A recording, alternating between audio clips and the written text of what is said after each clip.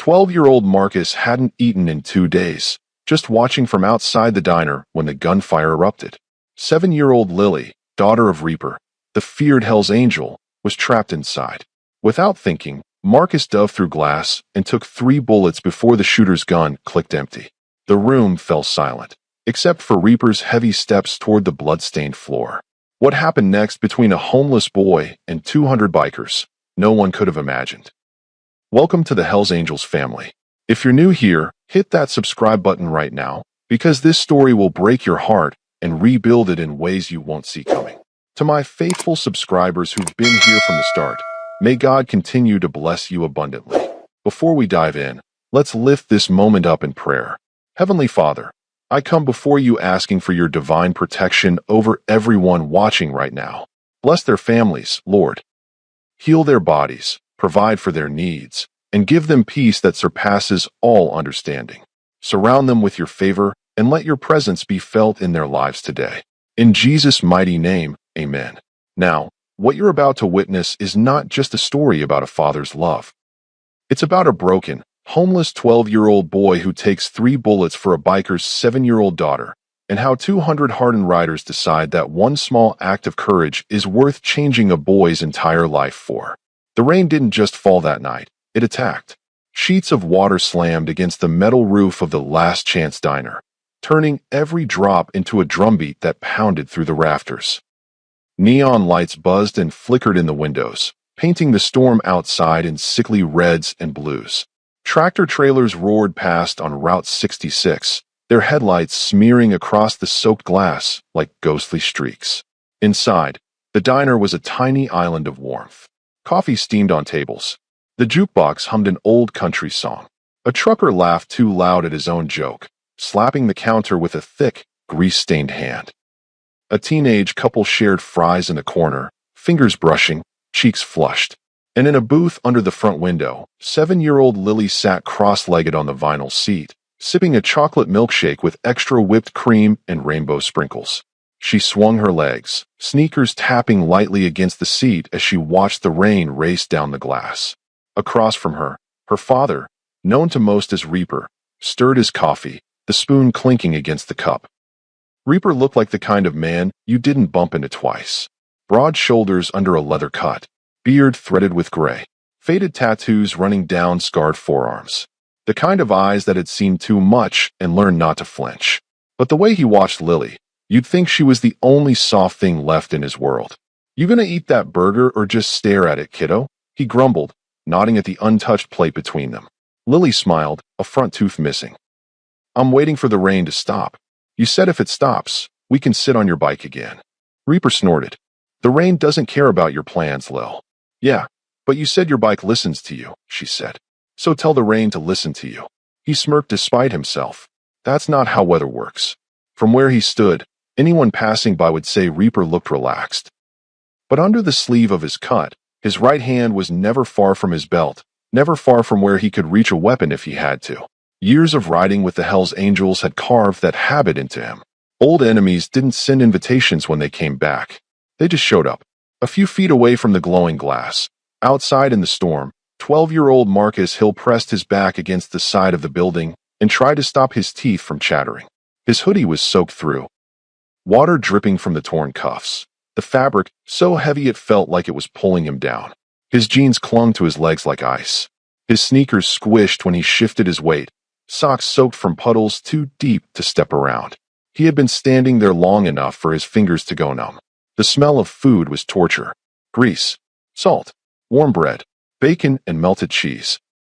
It slipped out every time the door opened, punched him in the stomach, then disappeared again when the door swung shut. Marcus wrapped his arms around himself, fingers digging into the ribs of his too thin frame. He had learned a long time ago that hunger wasn't just in his stomach. It crawled into his thoughts, turning them foggy and slow. It made time stretch. It made every sound sharper. The clink of silverware, the pop of oil in the kitchen, the swoosh of the door. He shifted closer to the window and peered through a streak of glass the wiper on the outside barely reached. Families, groups, people who belonged somewhere. Then his eyes landed on her. Lily. She sat in that booth like the world was safe. Chocolate on her lip, straw between her fingers, All that light and warmth around her, like she was inside some snow globe while he stayed outside in the cold. Across from her sat Reaper. Marcus didn't know his name, didn't know who he was, didn't know that people said that patch on his back meant he was trouble. All Marcus saw was a big man with a leather vest, rough hands, and tired eyes that softened every time they looked at the little girl. Marcus shifted his weight, feet slipping slightly in the mud. What would it feel like to sit in there? To not get chased away? To be the kid in the booth instead of the shadow by the trash cans? He pulled his hoodie tighter, and as he did, something scratched against his collarbone from inside the lining. A hidden seam, a piece of fabric stitched there long before. He didn't remember where the hoodie came from. He just knew it was the only thing he had that felt like it meant something. Thunder cracked overhead. Lightning flashed. And that was when the front door of the diner slammed open hard enough to rattle the frame. The music didn't stop, but conversations did. Heads turned. Forks hovered midway to open mouths. A man stepped inside, dripping rain onto the floor. Gray hoodie, hands jammed deep into his pockets. Hood low over his face. Marcus stiffened outside, his breath frosting the glass. Something about the man's posture made his skin tighten. The way his shoulders hunched. The way his feet planted wide. The way he didn't look around, like he already knew exactly who he wanted. Inside, the waitress started toward him with a menu raised in one hand. "Evenin', hon. You wanna?" The man in gray pulled his right hand from his pocket. The gun looked impossibly small in his fist. For one heartbeat, nothing happened. Then he raised it and pointed it toward the booths. Someone screamed. Chairs scraped. "Gun!" A man shouted from the counter. "He's got a..." The first shot tore through the air. The sound punched through the glass, the walls, the storm, echoing down Marcus's spine like a crack of lightning had struck directly inside his chest. The bullet slammed into a hanging light above the booths, glass raining down onto plates and shoulders. The waitress dropped the menu and dove behind the counter, hands over her head. Chaos erupted. People hit the floor. Some crawled under tables. The teenage couple in the corner scrambled, fries scattering. A trucker grabbed a kid and rolled them both behind a pillar. The jukebox stuttered, then kept playing, as if it had no idea the world had just snapped in half. Reaper's reaction was instant. He shoved Lily toward the inside of the booth, his body twisting, putting himself between her and the gunman. His hand moved under his cut, reaching for what he always carried. But the shooter was already locking onto the booth. Onto Lily. From outside, Marcus watched in horror as the barrel shifted, centering on the tiny girl in the oversized hoodie, eyes frozen wide, milkshake still on the table. Time slowed. The rain outside turned to thick streaks. Every breath Marcus drew felt like pulling cold air through a straw. He saw the shooter's finger tighten. The second shot started. Marcus didn't think. He launched himself.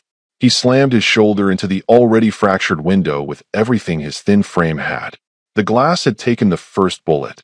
The spiderweb of cracks splintered further under his weight before exploding outward. Shards ripped into his arms, his cheek, his neck. Cold air and warm light collided as he flew through, crossing the space between outside and inside in a heartbeat. Inside the diner, the world became a blur of color: red vinyl seats, white plates, silver utensils, yellow ketchup bottles. Marcus only saw one thing clearly. Lily. She wasn't even screaming yet. Shock had frozen her, hands clenched into tiny fists on the table. He crashed into her just as the second bullet hit. Pain didn't feel like pain at first. It felt like someone had taken a bat made of fire and swung it through his ribs. His breath vanished. His vision went white, then black at the edges. His body twisted awkwardly, momentum driving him into Lily, knocking her backward against the wall of the booth. The third shot came a split second later.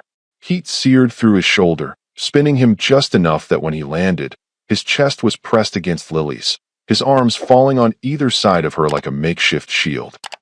The gun clicked. Empty. For an agonizing moment, silence tried to claw its way back into the room. Then sound rushed in all at once. Screams. Crying. The clatter of plates hitting the floor. Someone praying under their breath. The wheeze of the neon sign flickering overhead. Marcus couldn't move. He felt the glass under his palms. Felt Lily's small hands gripping his hoodie in terror. Felt something warm and wet spreading across his stomach and down his side. He blinked. The ceiling lights blurred. The edges of his vision pulsed like someone was slowly dimming a switch. Daddy, Daddy, Lily's voice shook beneath him. I can't. I can't get out. Reaper was already moving. He ripped the table away, sending it crashing onto its side, dishes shattering. He dropped to his knees beside the booth, breath coming in ragged bursts. His eyes locked onto Marcus. For a split second, he saw just a kid. Pale, bleeding, shaking. But then, through the blood, through the broken glass, through the chaos, Reaper saw it. The hoodie, old black fabric, faded at the seams. A design on the back, half hidden under blood and dust. White flames, black skull, red lettering. His design, the one he'd had made once. Only once. His heart lurched. Hey, kid. Reaper's voice came out rough and sharp. Stay with me, you hear? Stay with me. Marcus tried to answer. His lips moved before any sound came. He tasted blood, thick and metallic, coating his tongue. He swallowed hard, forcing himself to focus on the biker's face. What's happening? He whispered, though he wasn't sure if the words actually left his mouth. Behind Reaper, the gunman backed toward the door, empty weapon shaking in his fist. He looked furious and terrified all at once, like this hadn't gone at all the way he planned. Reaper's hand twitched like he might go after him. But one look at Lily pinned under Marcus, and the choice was made. He stayed. Somebody call 911, the waitress shrieked, already reaching for the phone. We need an ambulance now. It's ringing. It's ringing, another voice said. Marcus coughed, a wet, horrible sound. Red bubbled at the corner of his mouth. Lily tried to shift under him, but Reaper snapped. Don't move her. Don't you move her. Reaper pressed his calloused hand against Marcus's side, trying to stem the worst of the bleeding. Warmth washed over his fingers, thick and constant. Easy, kid, he muttered. Just breathe. You got this. If you were watching this unfold right now, would you click away or see what happens to this boy? Hit subscribe so you don't miss what this decision costs everyone in this diner. Marcus's lashes fluttered. What's your name? Reaper demanded, leaning closer, eyes burning. Hey, look at me, kid. What's your name? M. Marcus, he choked. Reaper's world tilted. He swallowed hard. Marcus what? Marcus. Hill. The name landed like a punch to the gut. Reaper felt it echo somewhere deep, a name from a life he kept locked away. A name wrapped in regret and whiskey and long rides under moonless skies. A name that belonged to someone he'd never met, but thought about every single time he lay awake, staring at ceilings in cheap motels. Marcus. Outside. Sirens wailed closer, cutting through the rain. Red and blue lights began to flicker against the wet pavement, reflections pulsing on the diner's shiny chrome edges. Inside, the trucker from the counter knelt at the door, peeking through the glass. Shooter's gone, he shouted. Took off into the storm. Stay inside, an older woman yelled. We don't know if he's alone. But the shooter wasn't alone. Somewhere further down the highway, idling in the shadows of a closed gas station, a dark sedan waited with its engine running. The driver tapped the steering wheel impatiently, watching the diner through narrowed eyes. When he saw the gray-hooded man sprint into the rain and disappear behind the building, he smirked. Didn't go according to plan, did it? He murmured. Good. Chaos sends a louder message. Back inside, paramedics rushed through the diner door with a stretcher, gear rattling, faces set in practiced focus. Where's our victim? One called. Here. Here, the waitress shouted, pointing at the booth. Kid's hit. Think he took 3 rounds. They swarmed Marcus, gently lifting him off Lily, who gasped for air as soon as the weight lifted. Reaper scooped his daughter into his arms, holding her tight against his chest, her small body trembling. Lily sobbed into his shoulder. Daddy, is he gonna die? Reaper looked at Marcus, pale, eyes half open, lips stained red. He looked at the hoodie. He looked at the thin chest that had just taken bullets meant for his little girl. He thought of the promise he once broke, and the life that slipped away from him years ago. Not if I've got anything to say about it, he said under his breath. The paramedics strapped Marcus to the stretcher, shouting numbers and vitals to each other. One of them slapped an oxygen mask over his face. Another pressed gauze hard against the wound in his side. Sir, you family? One asked Reaper without looking up. Reaper hesitated for half a second. Then, yeah, I'm family. It came out like a growl, like a claim. Then get in the rig, the paramedic barked. We roll in 30 seconds. Reaper carried Lily toward the door, her arms locked around his neck. He paused just long enough to glance back at the booth. Glass. Blood.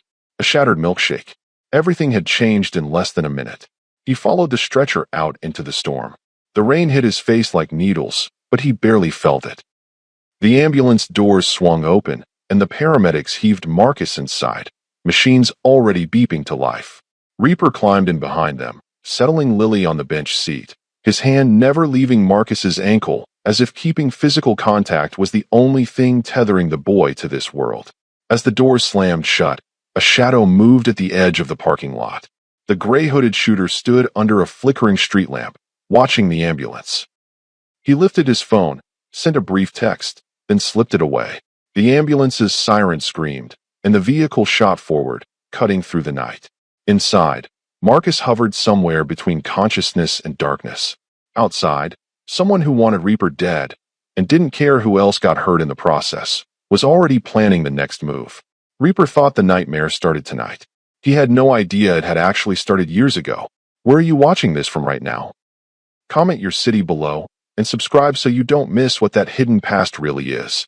The ambulance felt smaller than it looked from the outside. Fluorescent lights hummed overhead, turning Marcus's skin a ghostly pale as he lay strapped to the stretcher, oxygen mask fogging with every shallow breath. The world outside was nothing but streaks of darkness and flashing red, but inside, every second was a fight he didn't know he was losing. Pressure's dropping. One of the paramedics shouted, fingers pressed to Marcus's neck. I need more gauze on that side one now. Reaper sat jammed on the narrow bench, Lily curled into his chest like she was trying to disappear inside him.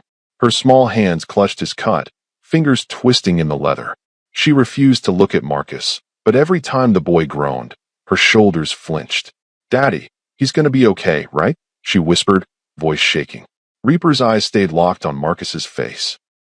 The boy's lashes fluttered, lips pale around the edges of the oxygen mask. Blood seeped through the bandages faster than the paramedic could tape them down. He took 3 bullets for you, Reaper said, more to himself than to her. He doesn't get to die tonight. The paramedic nearest his feet looked up sharply. Sir, I need you to stay calm. We're doing everything we can. Reaper's jaw clenched. Calm was not something he'd ever been known for.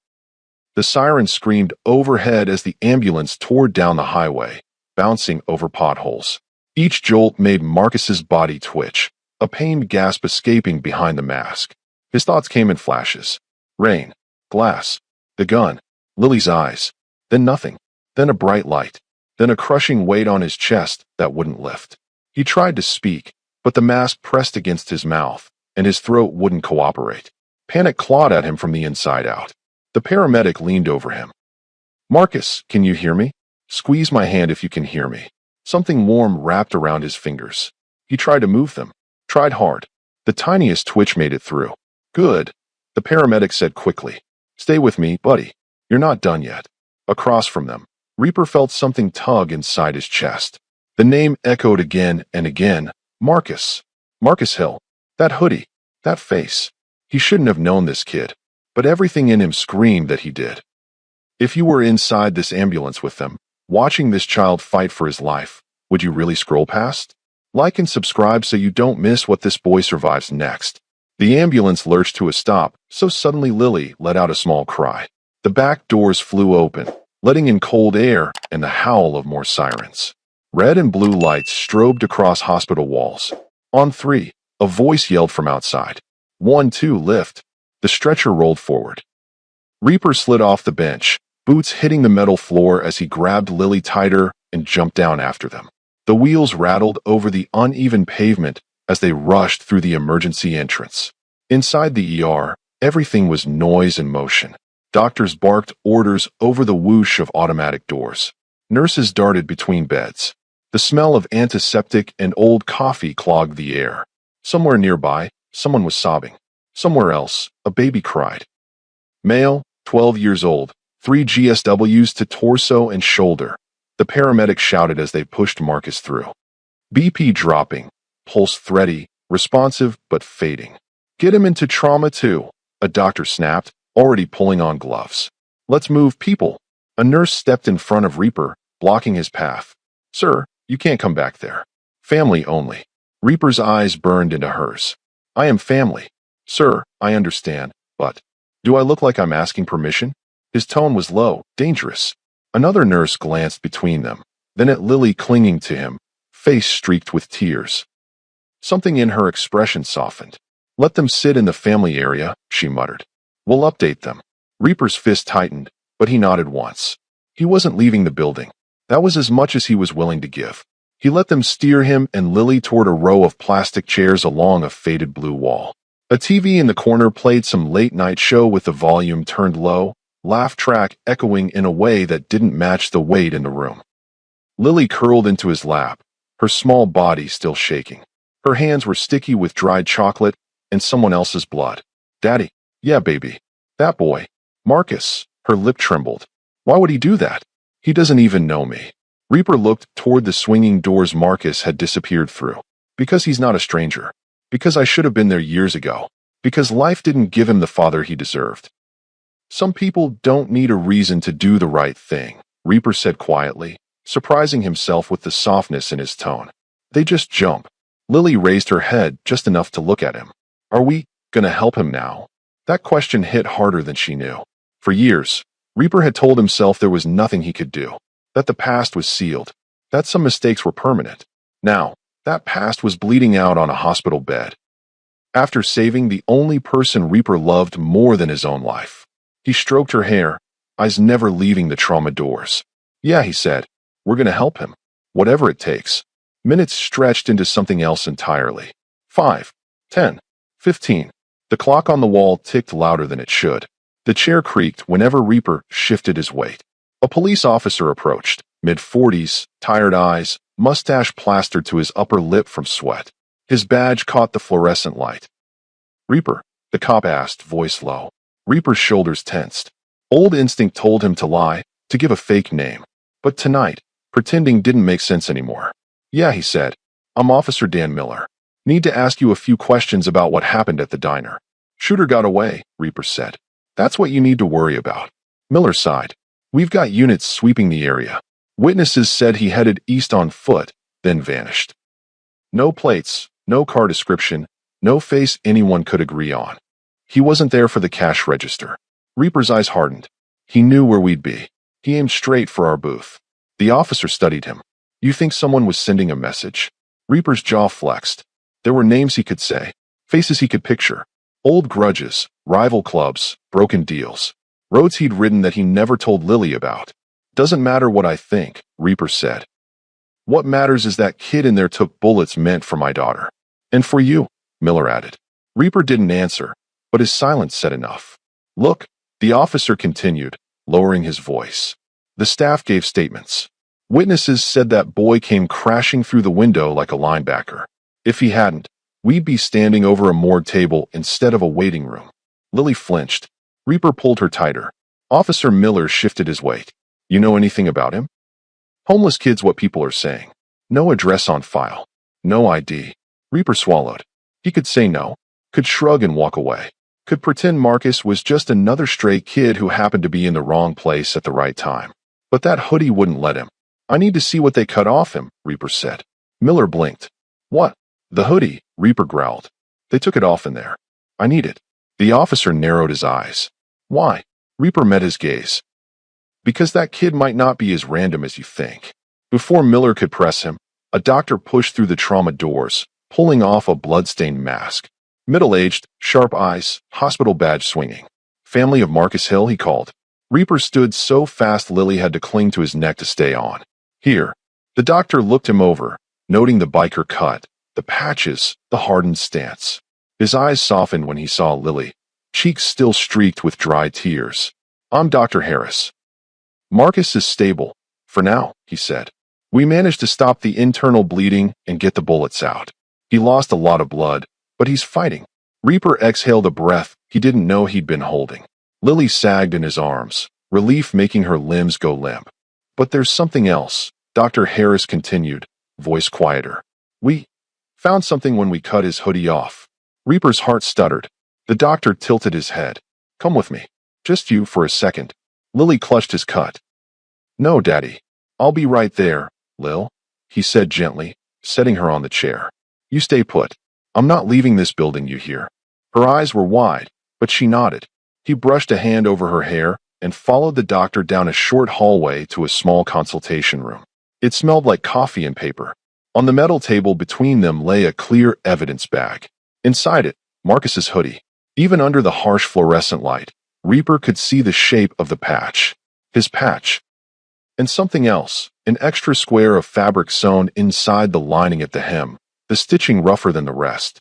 Dr. Harris picked up a second bag and held it out. This was inside that hidden pocket. We thought, maybe you'd know what to do with it. Reaper took the bag. His hands that had been steady in bar fights, on long rides, during deals gone bad, trembled. Inside was a creased photograph. A younger Reaper, without so much gray in his beard, stood with his arm around a woman with dark hair and tired eyes. She held a rounded belly with both hands. On the back of the photo, a faded message in smeared ink.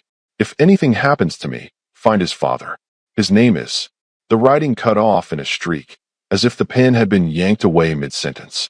Reaper stared at it, his throat tight, breath trapped somewhere above his lungs. Memories flooded in. Shouts, slammed doors, a woman standing in a hallway with tears in her eyes. You keep choosing the club over us. One day you'll regret it. One day, he'll need you, and you won't be there. Reaper closed his eyes. He was here now. He opened them and looked at Dr. Harris. Where is he? Recovery, the doctor said. You can't stay long, but you can see him. He's still under, but... Reaper didn't wait for him to finish. The hallway to the recovery room felt longer than any highway he'd ever ridden. Every step echoed louder than the last. Inside, machines beeped in slow, steady rhythm. The room was dim, lit only by a small lamp over the bed. Marcus lay there, thinner without the hoodie, bandages wrapping his chest and shoulder, and force snaked into his arm. His hair was damp, pushed back from his forehead. Reaper stepped closer. He saw the curve of his own nose in the boy's profile. The same stubborn set to the jaw.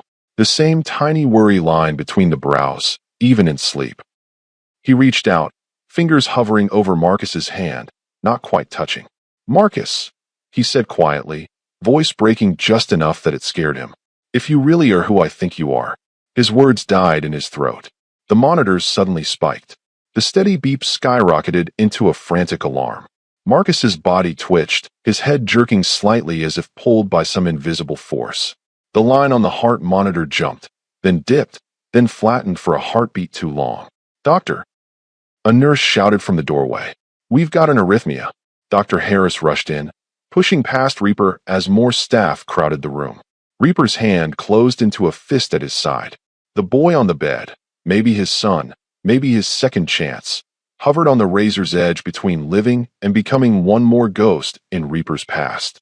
And as the medical team scrambled around Marcus, one brutal reality hit Reaper harder than any punch he'd ever taken. If this kid didn't make it, the truth would die with him. Like and subscribe so you don't miss whether this boy opens his eyes again. The machines didn't care who Marcus was. They didn't care that he was 12. They didn't care that his hoodie carried a history older than he could remember.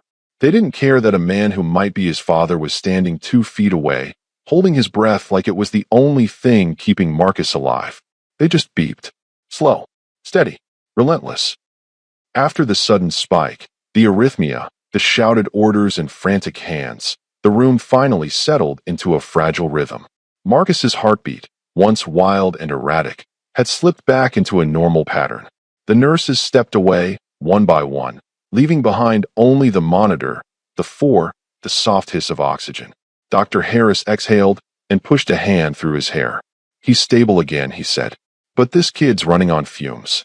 He needs time. A lot of it. Reaper stood at the foot of the bed, fingers curled around the cold metal rail. His knuckles were white. His mind was louder than the machines. If this is really my boy, if this is really Marcus, how many years did I lose? Can he hear us? Reaper asked, voice low. Maybe, the doctor said. People under sedation sometimes hear more than we think. Talk to him if you want. The suggestion felt heavier than it should. Reaper had talked to a lot of people in his life. Club brothers, rivals, cops, bartenders, judges.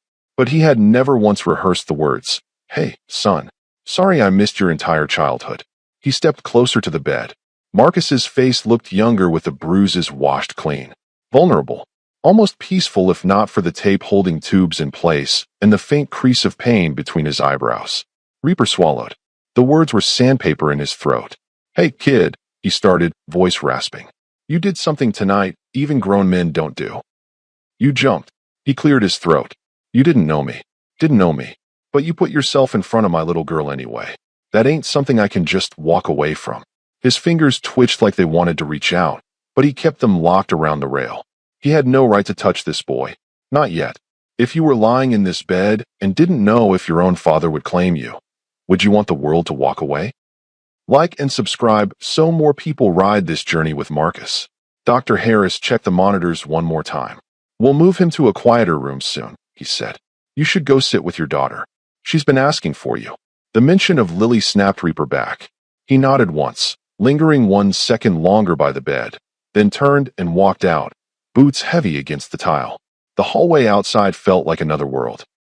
In the waiting area, Lily sat curled up in the same plastic chair, knees tucked to her chest, arms wrapped around her legs. Her eyes were locked on the double doors leading to the trauma rooms like she was afraid that if she looked away, Marcus would vanish. When she saw Reaper, she jumped down and ran straight to him. He scooped her up without thinking, lifting her easily onto his hip. Is he okay? She asked, words tumbling over each other. Is he awake?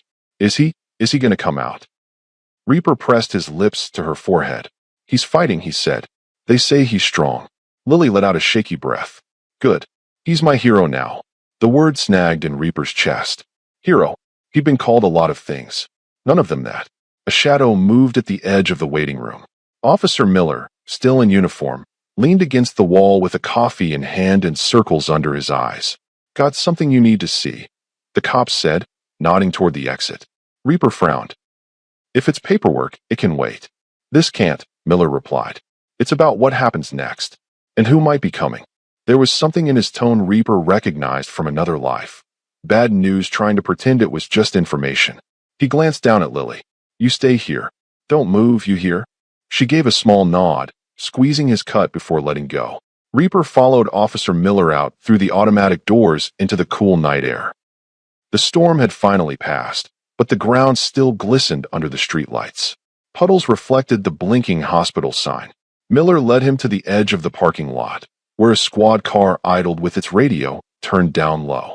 You're not the only one who showed up because of that diner, the officer said. Words spreading. News? Reaper asked. Worse. Miller's lips thinned. Phones. Social media. Some trucker live-streamed a chunk of it. Homeless kid saves biker's daughter. It's already blowing up online. He popped open the squad car's laptop mounted to the dash. On the screen, a blurry video played. Shaky footage of Marcus crashing through glass, bodies ducking, a small girl screaming. Even in low quality, the moment looked unreal. Jesus, Reaper muttered. It's not just locals watching, Miller said. I've already had calls from 2 other precincts asking about the boy and the biker in the cut. People recognize your patch, Reaper. Of course they did. The Hells Angels logo was as subtle as a gunshot. It gets worse, Miller added. Somebody shared it in a biker group. You know how fast those networks move. Reaper's eyes narrowed. Which group? Miller shrugged. Couldn't see. But I heard this much. Chapters are talking. A lot of them. Some are calling what that kid did an act of honor. Reaper turned his gaze back to the hospital. Honor.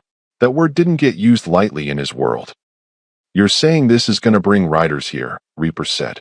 I'm saying you might want to warn whoever's outside town that Amarillo's about to get very loud, Miller replied.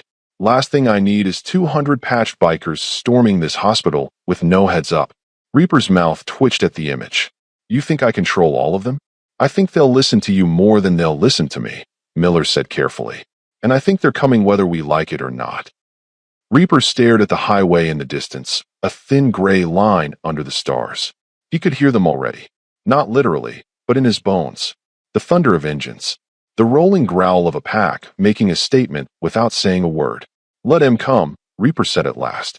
Kid deserves to know he's not alone. You realize that also puts a target on him the size of Texas, Miller replied. Whoever sent that shooter might take this as an escalation.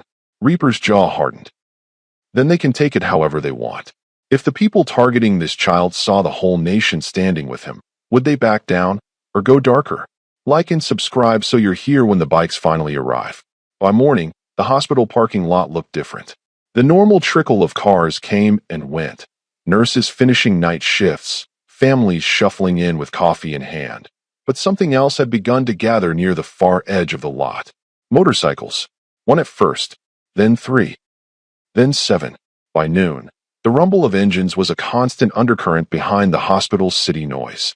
Bikes of every kind lined the back row, chrome shining, paint jobs glinting in the Texas sun. Men in cuts leaned against them, arms crossed, eyes scanning. Not rowdy, not drunk, just present. Word had spread faster than Reaper expected. From California to Arizona to New Mexico. From old riding partners to men he hadn't spoken to in years. Messages pinged his phone one after another. Heard about the kid. That your girl? We're coming. Inside, Lily pressed her face to the window of Marcus's new room, wide-eyed as she watched the bikes appear in the distance. Daddy, are those all your friends? She asked. Reaper stood behind her, arms folded over his chest. Some are friends, he answered. Some are just brothers who heard a story they couldn't ignore. Marcus lay in the bed behind them, still unconscious but looking less fragile by the hour. The color had started to return to his cheeks. His breathing had settled.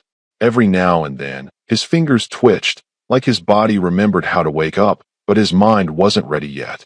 Reaper's gaze slid to him, then back to the window. When he wakes up, Lily said softly, "Can we tell him about them?" "Them who?" Reaper asked. She pointed at the bikes. "All the people here because of him." Reaper exhaled. "Yeah," he said. "We'll tell him." What he didn't say was what he dreaded. That the same noise that meant support also meant attention. And attention, in their world, was a magnet for trouble. As if summoned by the thought, Reaper's phone buzzed again. Unknown number. He hesitated, then answered. "Yeah." A familiar voice crackled through the line, roughened by cigarettes and distance. "Reaper." He straightened. "Hawk." Word traveled, Hawk said. "You always did know how to make a mess go public." "Wasn't my doing," Reaper muttered. "Doesn't matter," Hawk replied. "What matters is you've got a 12-year-old kid in a hospital bed with half the Western chapters ready to bleed for him. You think the people who wanted you dead are gonna let that slide?" Reaper stared at Marcus, silent. "This ain't just some drive-by gone wrong," Hawk continued. "You know that.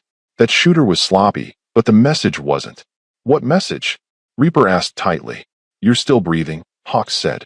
"They don't like that." Reaper clenched his teeth. "You got a plan?" Hawk asked. "Keep my daughter safe. Keep this boy alive," Reaper said. "Everything else comes after." A beat of silence. Then Hawk's voice dropped lower. "You might need to tell him, you know, the boy, who you are, before somebody else does." Reaper's gaze locked on Marcus's face. "I don't even know for sure," he said. "You saw the photo," Hawk countered. "You saw the hoodie. You saw the kid throw himself in front of a gun for your blood. If that ain't enough for you, I don't know what is."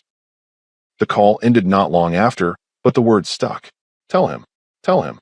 The problem was, Reaper had no idea how. That evening, the sun dipped low, turning the hospital windows gold. Shadows of bikes stretched long across the parking lot as more riders arrived, engines roaring before cutting off in unison. From Marcus's room, the sound was muffled but unmistakable. It rolled through the walls, into the floor, into the thin mattress he lay on. Somewhere in that haze between dreaming and waking, Marcus heard it. Engines. Deep. Rumbling. Familiar in a way that didn't make sense. His mind gave him flashes. Highways he'd never driven, sunsets he'd never watched from a saddle, wind he'd never felt whip past his face at 80 miles an hour. But the feeling was there, like he'd been born for the sound. His fingers curled weakly against the sheet. Lily noticed first. "Daddy," she gasped. His hand, look. Reaper turned fast. He saw the slightest movement in Marcus's fingers, the barest flutter of his eyelids. He stepped closer. "Marcus," he said, voice low but urgent. "You hear that outside? That's 200 bikes waiting to see if the kid they're riding for wakes up." Marcus's lips parted. A faint breath passed through them, just a whisper. Reaper leaned in. "Come on, kid," he murmured. "You didn't take 3 bullets just to sleep through this part." Outside, a line of bikers began to form near the hospital entrance. Cuts on, faces solemn. No one pushed. No one shouted. They simply waited. The nurse at the main desk peered out the glass doors, eyes widening. What in the world? Officer Miller stood beside her, arms folded. You ever seen a guard of honor? He asked. She shook her head. You're about to, he said. Back in the room, the monitor next to Marcus ticked up by a fraction. Heart rate just a little stronger, just a little faster. His eyelids fluttered again. Lily reached for his hand gently. Marcus, she whispered. It's me. Lily. You saved me. Remember? For a second, nothing. Then his fingers squeezed. Barely. Weak. But enough. Reaper's breath hitched. The room felt smaller. The air felt thinner. Doc. He barked, louder than he intended. Get in here. DR. Harris hurried in, eyes going straight to the bed. He checked the monitors, then lifted one of Marcus's eyelids, shining a small light.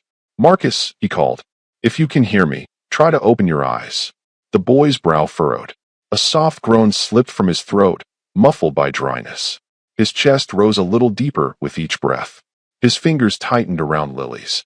Come on, kid, Reaper muttered under his breath. Just a little more. Slowly, like it took every ounce of strength left in him, Marcus forced his eyes open. The room blurred into shapes and light. The world felt too bright, too loud, too sharp.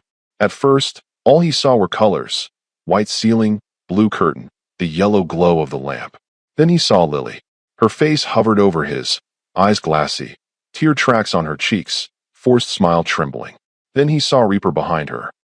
And behind both of them, through the small slice of window, he saw the shapes of motorcycles lined up like soldiers at attention. Where? His voice cracked, raw. Where am I? In a hospital, Dr. Harris answered gently. You made it, Marcus. The boy blinked slowly. Pieces of memory drifted back. The diner, the gun, the glass, the fire in his side. Then Lily's scream. He swallowed. You okay? He asked Lily, ignoring his own pain. She nodded fast, tears spilling over. You saved my life, she said. Everyone out there is here because of you. Marcus's gaze slid to Reaper. The big man looked like someone who'd forgotten how to be unsure, and was relearning it all at once. Hey kid, Reaper said. You did good. Marcus licked his dry lips. Did they catch him? The guy with the gun. Reaper's eyes darkened. Not yet. But that's not your problem right now. Marcus frowned faintly. If he was aiming at you, then it is. Reaper stared at him, stunned at the bluntness. Kids that had seen too much didn't bother sugarcoating. The doctor checked the monitors one more time. You need rest, Marcus, he said. We'll talk more when you're stronger. He turned to Reaper. Only one of you stays for now. He needs quiet. Lily looked up instantly. Daddy, can I? Yes, Reaper said before she finished. You stay? I'll be right outside. He stepped out into the hallway, letting the door close gently behind him. For a second, he just stood there, hands on his hips, head tipped back against the wall. The engines outside had quieted, but their presence still thrummed in his veins. He thought he had time. Time to figure out the words. Time to decide how to tell Marcus he might be more than just a kid who got caught in the crossfire. Time to plan. He didn't. Downstairs, near the entrance, the automatic doors whooshed open. A man in a clean denim jacket and dark sunglasses stepped in, despite the sun already gone. He walked with easy confidence, boots silent on the tile. No patches on his chest. No visible ink. But when he paused at the nurse's station and flashed a smile, it didn't reach his eyes. Evening, he said. I'm here to see a boy. Name's Marcus Hill. The nurse glanced at the growing crowd of bikers outside, then back at him. Are you family? The man's smile widened, cold and patient. Let's just say, he answered, what happens to that boy concerns me very much. And upstairs, completely unaware that trouble had just walked through the front door, Marcus turned his head toward Lily and whispered the last question Reaper wanted to hear. Why do I feel like all of this is my fault? The automatic doors hissed shut behind the man in the faded denim jacket, cutting off the noise of the parking lot and swallowing him into the fluorescent hum of the hospital. Inside, everything looked ordinary. Nurses behind the desk, families slumped in plastic chairs, a TV muttering late-night news no one was watching. But the way the man moved didn't match the room. He walked like someone who had already decided what would happen here. Can I help you? The front desk nurse asked, forcing a professional smile. He slid his sunglasses off, folding them neatly and tucking them into his jacket pocket. His eyes were calm. Too calm. I hope so, he said softly. I've come a long way to see a boy. 12 years old. Marcus Hill. The nurse's fingers hovered above the keyboard. Are you family? A slow smile curved his lips, polite on the surface, cold underneath. You could say that, he replied. Let's just say the boy's situation is very important to my people. Sir, I can't give out room numbers without. Of course, he cut in gently. Policy. I respect that. He reached into his jacket, not fast enough to raise alarm, and slid a folded printout onto the counter. Grainy security footage from the diner stared up at her. Marcus midair, glass exploding around him, the gun pointed at his back. The nurse swallowed. That's him, the man said. The whole country's calling him a hero. So are my employers. They'd be very disappointed if anything happened to their investment. He said investment like it meant property, not a child. Upstairs, Marcus stared at the ceiling while the monitor beside his bed kept time with his heart. Beep, beep, beep. Lily sat curled in the chair next to him, knees tucked under her, hospital bracelet dangling from her wrist. Her eyes were still swollen from crying, but she watched him closely, like if she looked away he might disappear. You sure you're not dizzy? She asked for the third time. If I say yes, you'll call the nurse, Marcus muttered. She tilted her head. Because if you fall off the bed, you'll probably break something else. He almost smiled, then winced as the movement tugged at the bandages across his ribs. The memories were fragments. Rain, glass, the flash of the gun, her face, the pain. Everything after that felt like pieces of a puzzle scattered across the floor. Do you remember seeing me? Lily asked quietly. Before you jumped. He nodded slowly. Yeah, you looked stuck, like your feet wouldn't listen. They didn't, she whispered. I tried to move, but my legs wouldn't. Then you came flying through the window like in a movie.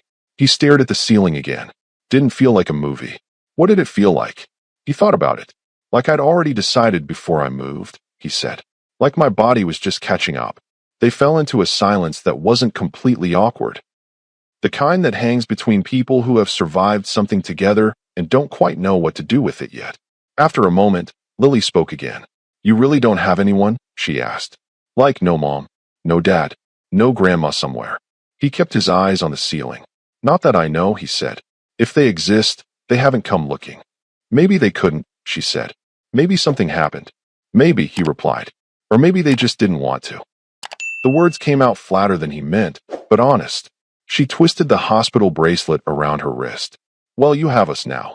He swallowed. You say that like it's easy. It is, she said simply. You saved me. That makes you family. The door opened. Reaper stepped in, filling the space without trying. Leather vest, road-worn boots, the weight of a lifetime in his eyes. But there was something new there now, something Marcus hadn't seen in the diner. Uncertainty. Hey kid, Reaper said. How's the pain? Still here, Marcus said. So I guess that's good? Reaper huffed, half a laugh. Doc says you're made of stubborn. That's in your favor. Lily brightened. Daddy, tell him. Tell him what you said earlier. Reaper gave her a look. What I said earlier is that he's lucky and stupid at the same time. You said he was brave, she insisted. You said grown men wouldn't have done what he did. Reaper shrugged, but didn't deny it. He stepped closer to the bed, one hand landing on the metal rail. From this angle, Marcus could see the tattoos on his arms, club symbols, skulls, names, a life written in ink. Reaper reached into his vest and pulled out a clear plastic bag. The shredded hoodie inside was soaked brown with dried blood. Torn. Ruined. Marcus's chest tightened. We had to cut it off you, Reaper said. Told the doc I wanted it back. Figured you'd want it too. Marcus's fingers twitched. That's mine, he said quietly. Where'd you get it? Reaper asked, watching him closely. Marcus frowned, trying to drag the memory up through the fog. I had it as long as I can remember, he said. Lady at one of the shelters said it was in my stuff when I got there. Said it was from before. Before what? Reaper asked. He swallowed. Before I was Marcus Hill, no fixed address. It was half a joke, half a wound he'd lived with for years. Reaper's jaw worked. He pulled out a second bag. Inside was a small, creased photograph. He held it where Marcus and Lily could both see. A younger Reaper stared out from the photo. Less gray, fewer lines. His arm wrapped around a woman with tired eyes and a tired smile, one hand resting on her rounded belly. Something in Marcus's chest spasmed. He didn't know her. but some deep, buried part of him reacted like it did. "Who was that?" he whispered. "Her name was Anna," Reaper said softly. "Long time ago, she was everything that could have gone right in my life." Lily's gaze flicked between the photo and her dad's face, shock dawning. Reaper turned the photo over. On the back, in faded ink, a message trailed off mid-sentence. "If anything happens to me, find his father. His name is—" The words ended in a jagged line. Marcus stared at the half-written message, pulse climbing. "You think that's about me?" he asked. Reaper looked at him. Really looked at him. The shape of his nose. The lines around his mouth. The way his eyes narrowed when he tried to be brave. "Too many things match," Reaper said quietly. "The hoodie. The photo. The timing. Your age. Your name." Lily's hand crept to her mouth. "Daddy." Before anyone could say more, there was a knock. The door opened, and Dr. Harris stepped in with Officer Miller at his shoulder. Both men wore that same tight expression adults get when the news isn't good. "We've got an issue," Officer Miller said. Reaper's hand left the bed rail, settling at his side in a fist. "What kind of issue?" "The kind walking around downstairs with a fake smile," Miller said. "Man in a denim jacket asked for Marcus by name. Says he's family. Says the boy is important to his employer." Marcus's skin went cold. "I saw him," he blurted. "All I snapped to him. At the diner," Marcus said. "Before the shooting. At the back. Didn't eat. Didn't talk. Just sat there watching." "You sure?" Miller asked. "As sure as I am that I got shot," Marcus answered. Reaper's eyes darkened. "He come up here?" "Front desk says no," Miller said. "I told them not to give him anything. But he's not the twitchy type. He's patient. The kind who waits for a gap." Dr. Harris folded his arms. "No one gets to this floor without my say-so," he said. "This is a pediatric wing. We're not turning it into a negotiation room." "This isn't a hospital problem, Doc," Miller said. "It's a problem that walked in with him." He jerked his chin toward Reaper. Lily stiffened. "Don't talk about my dad like that." Miller softened. "Kid, I'm not saying he's the bad guy. I'm saying bad guys follow men like him. Especially when something this big goes public." Marcus's heart thudded. "Public?" he croaked. Dr. Harris's expression shifted. "You should probably know. Someone at the diner filmed part of what happened. It's all over the news. Social media. Homeless boy takes bullets for biker's daughter. You're—" "Don't say hero," Marcus snapped, more afraid than angry. The doctor stopped. Officer Miller sighed. "You stepped into the light, kid. That means people who ignore you when you're invisible start paying attention. And people who want leverage," Reaper added, "start sniffing around for ways to use you." Marcus's stomach turned. "So he's here, because of me." "No," Reaper said instantly. "He's here because of me. You just got dragged into the current." "That's worse," Marcus said. The monitor tattled on his panic. Beeps speeding up, numbers climbing. Dr. Harris stepped in quickly. "All right, that's enough heavy talk for now. Marcus's heart rate doesn't need this. Officer, deal with the lobby. Reaper, either sit quietly or step out. Lily stays," he added, seeing her open her mouth. "She calms him down more than the rest of you." Miller nodded once and slipped out. Reaper stayed. After they left, the room felt smaller. Marcus stared at his bandaged chest. "If I'd just stayed outside, none of this would have." Lily slammed her fist lightly on the rail. "If you'd stayed outside, I'd be dead." He flinched. She leaned closer. "You're not the problem, Marcus. You did the bravest thing. The problem is the people who can't stand that." Her voice shook, but she didn't back down. Reaper watched her, a strange mix of pride and regret on his face. "She's right," he said. "This heat was always coming for me.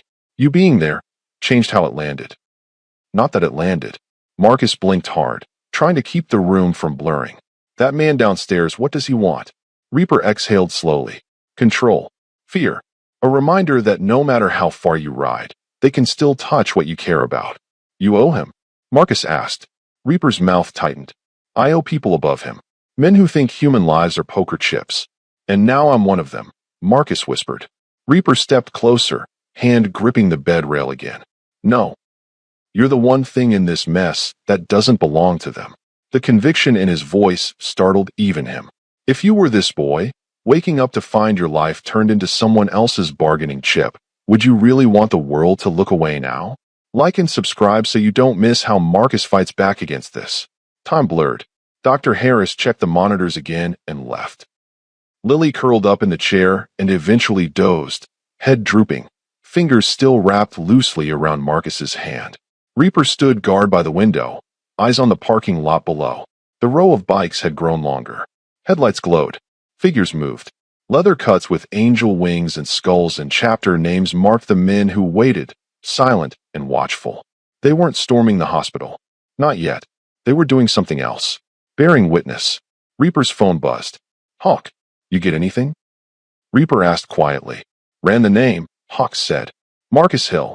On paper, he barely exists. In and out of shelters since he was a toddler. No stable guardian. A couple of closed CPS files. Nothing on his father. His mother's name fits your timeline, though. Anna," Reaper said. "Yeah," Hawk replied. "Disappeared off any official records around the time she left you. Shelter staff at one place remember a woman with that name dropping off a 3-year-old boy and never coming back." Reaper closed his eyes briefly. "That boy," Hawk added, "had a black hoodie with a custom patch in his duffel." Reaper swallowed. "So it's him. What you do with that is on you," Hawk said. "But if men are already sniffing around his hospital bed, you don't have the luxury of indecision." "Someone came up here," Reaper murmured. "Talked about investments. About me owing people. The kid heard enough to know he's in the middle of something rotten. Then give him something clean," Hawk said. "Give him the truth. Before someone else twists it first." The call ended. Reaper slipped the phone back into his pocket and turned from the window. Marcus was awake, eyes half open, watching him. "You okay standing there that long?" Marcus asked weakly. "You look like your back hurts." Reaper almost smiled. "I've stood in worse places." "Like where?" Marcus asked. "Courtrooms," Reaper said. "Funerals. Parking lots waiting to see if the man coming out the door is going to shoot or shake my hand." Marcus studied him. "Is this one of those places?" he asked. "Feels like it," Reaper admitted. He stepped closer to the bed, pulled the chair Lily wasn't using around, and sat. Up close, he could see how young Marcus really was. 12. Just 12. He'd done things grown men in Reaper's world would brag about for years. But there was no bragging in him. Just confusion and fear and something stubborn that refused to fold. Reaper rested his forearms on his knees, hands clasped. "There's something I should have told you earlier," he said quietly, before the guy downstairs ever showed his face. Marcus's throat went dry. "About the picture?" "About everything," Reaper said. He pulled the photo bag out again and set it on the bed within Marcus's reach. "She left this for you," he said. "Your mom, Anna. If anything happened to her, she wanted someone to find your father." Marcus's fingers, shaky but determined, slid over the plastic.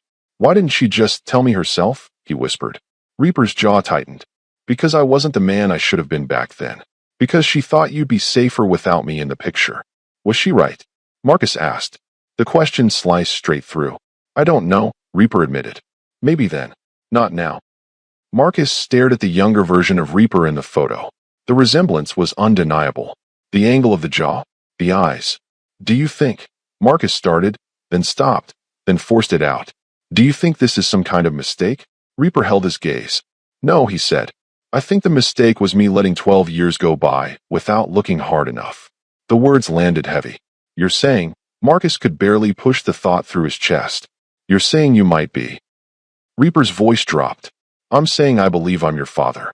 The beep of the monitor jumped. Lily stirred in her sleep, but didn't wake.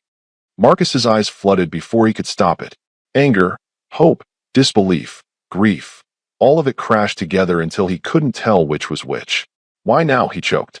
"Why didn't you come find me before I had to get shot in front of your kid?" Reaper flinched. "I told myself I'd only drag you into hell," he said. "I told myself you were better off wherever she took you. I told myself if you needed me, someone would find me." He laughed once, humorless. "Turns out the person who went looking was you, and you didn't even know it."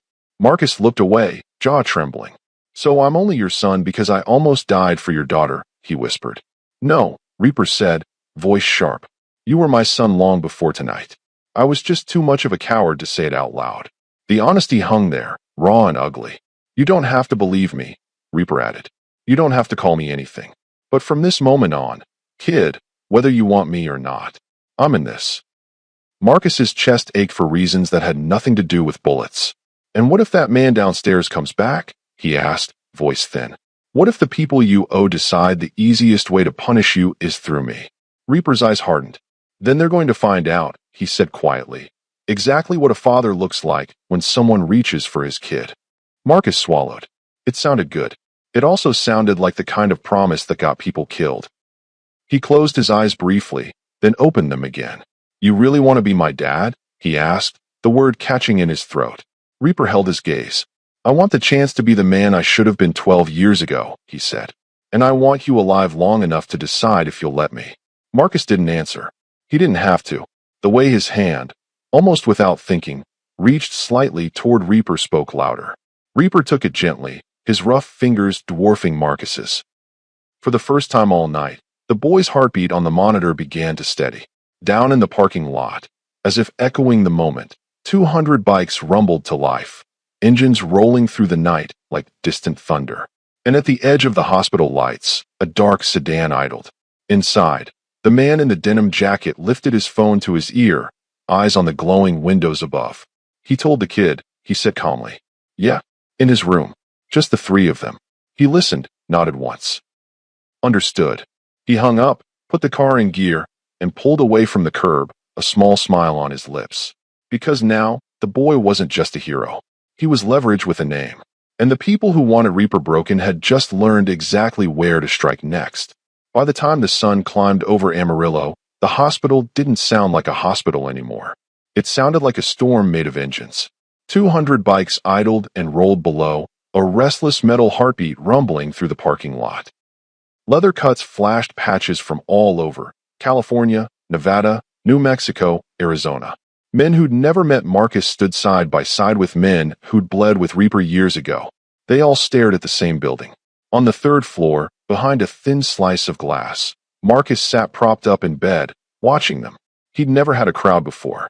He'd had caseworkers, strangers, people who walked past him like he was part of the sidewalk. But not this. These are all here for me.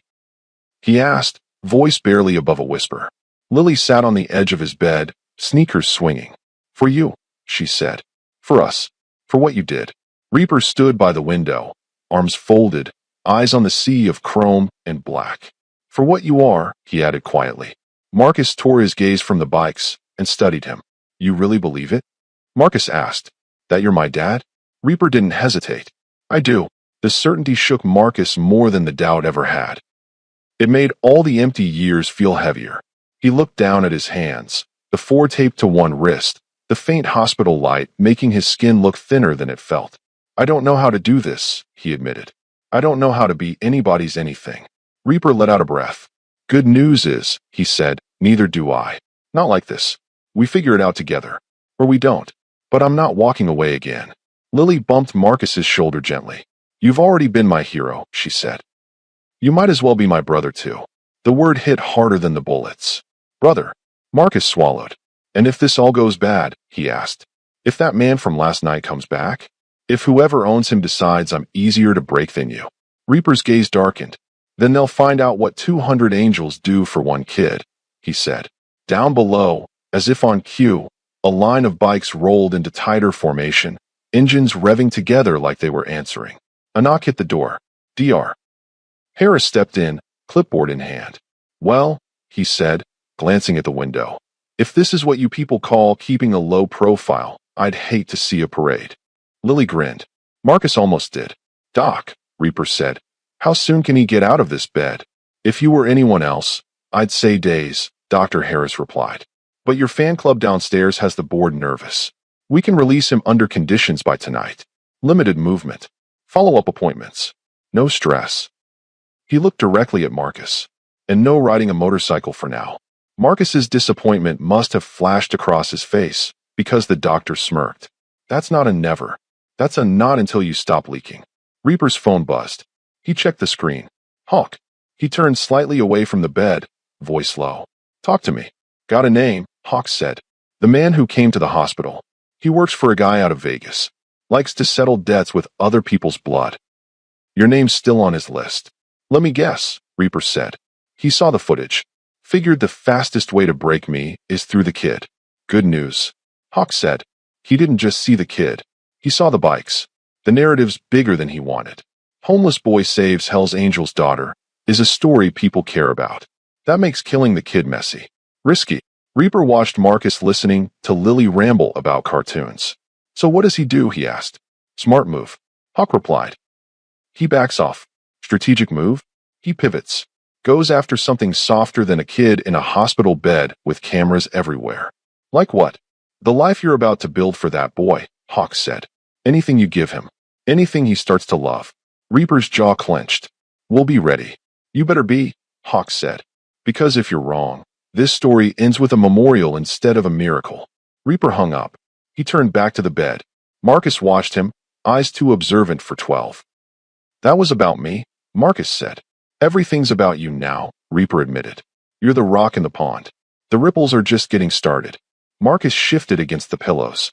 Maybe you should have let me stay a nobody. Lily snapped her head around, eyes blazing. Don't say that, she said. You think nobodies get crowds like that? She jerked her thumb at the window. They saw you. Really saw you. You can't unsee that. He opened his mouth, then closed it. She was right. Once the world had decided you mattered, disappearing wasn't as simple as stepping out of frame. Dr. Harris tapped his clipboard. All right, if you're going to leave tonight, we'll need to start paperwork and get you out of these tubes in a few hours. Reaper straightened. He's not going back to the street. Dr. Harris nodded once. Didn't think he was.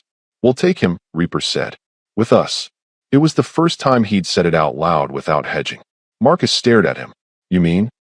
Like, actually live with you. You saved my kid, Reaper said. You're my kid. I'm not letting you sleep under another bridge.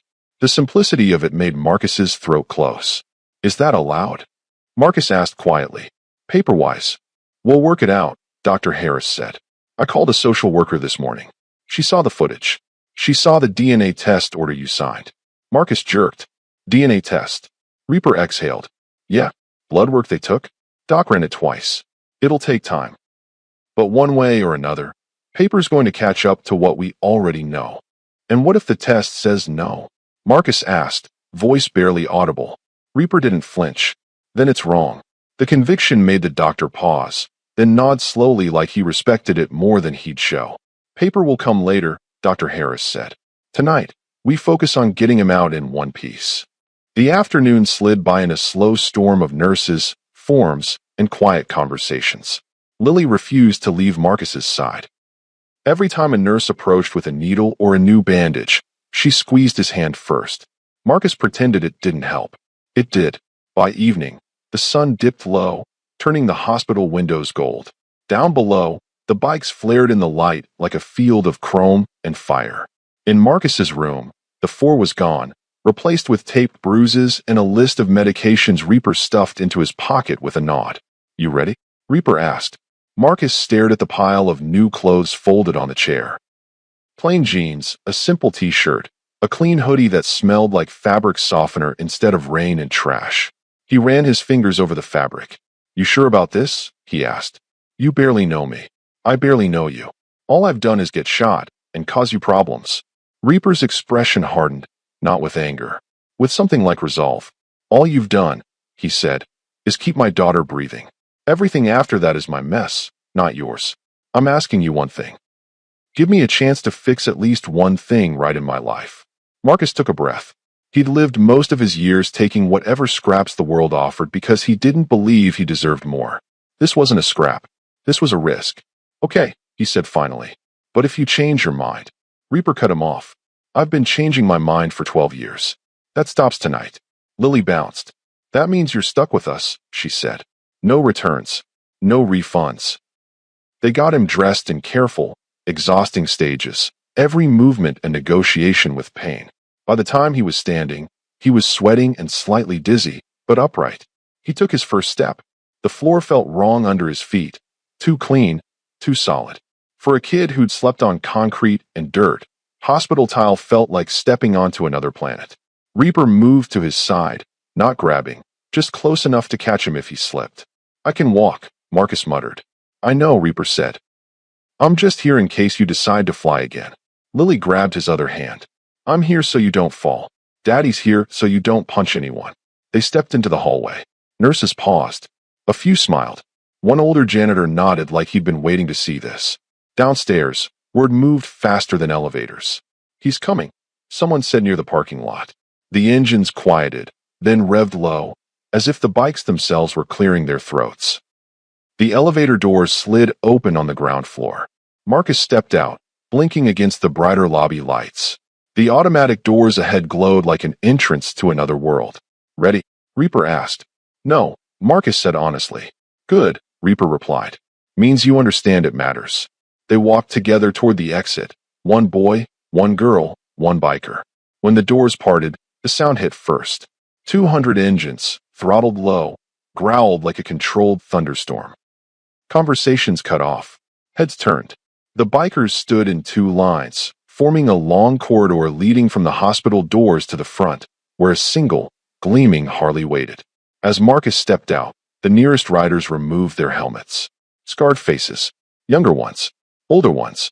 Eyes that had seen too much and done too much. Men who didn't say thank you easily. One by one, as Marcus passed, they did something he never expected. They pounded their fists over their hearts. Not loud. Just solid. Thump, thump, thump. The sound rolled down the line like a wave. Marcus froze. "What are they doing?" he whispered. Reaper's voice was rough. "That's respect," he said. "In our world, that's rarer than money." A man at the front stepped forward, a big rider with California patches and a scar down his cheek. He held something in his hand. A leather vest, smaller than the others, stitched with care. On the back, the familiar wings and skull. On the front, over the heart, a name patch already sewn in place. "Marcus." "For the kid who jumped," the man said. "Some of us rode all night to make sure you never sleep on the street again." Marcus stared at the vest like it was a trick. "This doesn't mean you're patched," the man continued. "You're 12. You're not a member. Not yet. This means you're under our protection. Your name, your story, your life, that's on us now too." He handed the vest to Marcus. Marcus took it with shaking hands. The leather felt heavy, real, like a promise he didn't know how to carry. I don't know if I'm like you," Marcus stammered. Reaper spoke softly. "Good. We don't need another me. We need you. Exactly as you are." The kid who ran toward gunfire. A helmet appeared in Reaper's other hand, smaller, matte black, clean. Hawk must have slipped it to him while Marcus wasn't looking. Reaper held it out. "When the doc says you're ready, you ride this. With me." No more watching from the outside of the glass. Marcus swallowed. For a second, every alley, every cold night, every time he'd pressed his face to diner windows and watched other people's lives happening without him, every memory stacked up behind his eyes. And then, all at once, they weren't the end of his story. They were the beginning. If you were this boy, stepping out of a hospital into a world that finally claimed you, would you really leave his story hanging here without seeing what he becomes next? Like and subscribe so you don't miss the day Marcus takes his first real ride. Reaper glanced at the crowd. "This doesn't make him a soldier," he said, voice carrying. "He's a kid. He's my son. If anyone thinks about using him to reach me, they answer to all of us." The California rider finished. "We know the rules." A murmur of agreement rolled through the line. For the first time in his life, Marcus felt what it was like to have people in front of him, behind him, and on both sides. He wasn't in the doorway anymore. He was in the middle. "Come on," Reaper said quietly. "There's one more thing." He guided Marcus and Lily toward the front of the line, where the gleaming Harley waited. But it wasn't just the bike. Behind it, parked right in the center of the lot, sat something else. A battered school bus, repainted with fresh colors. The windows fixed. Seats reupholstered. A hand-painted sign on the side. "Marcus House." Underneath, smaller letters. "For kids who think nobody's coming." Marcus stopped dead. "What is that?" he whispered. Reaper's throat worked. "Some of the boys made some calls," he said. "One of my brothers owns some land on the edge of town. Said he was tired of watching kids sleep in alleys while men like us talked about honor." He nodded toward the bus. "We're starting something. A place. A home. Not perfect. Not fancy. But yours. And for kids like you. We're putting your name on it so nobody ever forgets how it started." Marcus stared, eyes burning. I don't deserve that," he choked. Reaper shook his head. "You didn't deserve the bullets either. But you took them anyway. This isn't payback. It's a beginning." Lily squeezed his hand. "You're going to help pick the kids," she said. "The ones who look like you did outside that diner. The ones everyone walks past." The weight of it almost knocked him down more than the injuries. A vest. A helmet. A home with his name on it. None of it erased what he'd been through. But it made what came next possible. Why me? Marcus whispered. Reaper looked at him like the answer was obvious. Because, he said, you were the one who moved when everybody else froze. The engines revved, a rolling chorus. The sun slipped lower, painting the bikes and the bus in gold. For a long moment, Marcus just stood there, caught between who he'd been and who he might become. Then, slowly, he pulled the vest around his shoulders. It hung a little big. It fit perfectly. He looked up at Reaper. Okay, he said, voice still shaking but stronger than before. Let's go home. Reaper smiled, really smiled, for the first time in years. Yeah, he said. Let's. He swung a leg over the bike, strapped the helmet gently onto Marcus's head, and helped him climb on behind, careful of his wounds. Lily took her usual spot, snug and safe. The engines roared. 200 bikes flanked them as they rolled out of the lot, a living wall of steel and promise. From a few blocks away, in a nondescript car, the man in the denim jacket watched them go. He lifted his phone. You were right, he said to whoever was on the other end. They made the kid untouchable in public, but they also gave him something to lose. He paused, eyes tracing the small figure on the back of the bike. Let them have their victory lap, he continued. We'll be waiting where the cameras aren't. He hung up. On the highway, the wind tore at Marcus's clothes, whistling past the edges of his new helmet. For the first time, the sound of engines didn't mean danger from far away. It meant family. It meant a second chance. It meant a story that was no longer about a homeless boy taking bullets, but about what that boy would do with the life he got back. And somewhere in the beat of tires on asphalt and the roar of 200 Harleys, Marcus felt, for the first time, that maybe, just maybe, he wasn't running anymore. He was riding towards something.